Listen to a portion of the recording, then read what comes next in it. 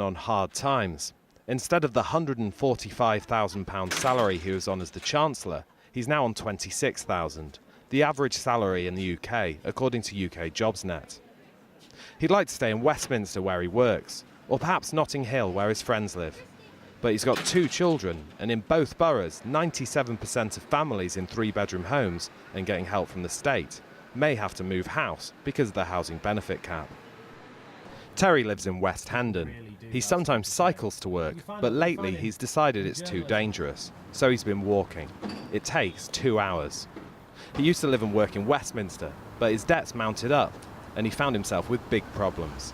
£20,000 rent arrears, for example, and evicted, put into a hostel for 21 days and told to find your own home, to be told that you were made intentionally homeless because of rent arrears.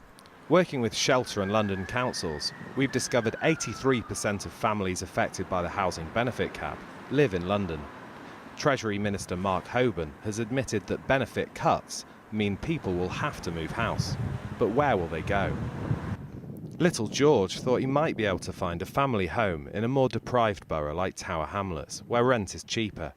But according to the council, the average rent is above the cap here too, and there are 50,000 people waiting for council houses.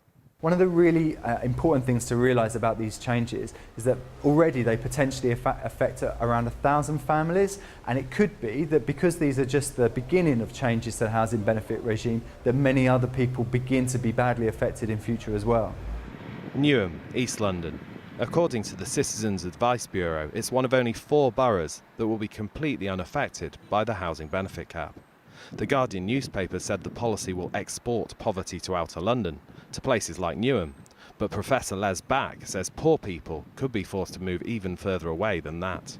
One of the things which is true of the last 15 years, and I think we're going to a moment where this process is accelerating, is that London is becoming increasingly a place for the rich, and where the poor are being ushered like kind of urban outcasts to the edge and beyond London. So London is really a place for those who can afford it.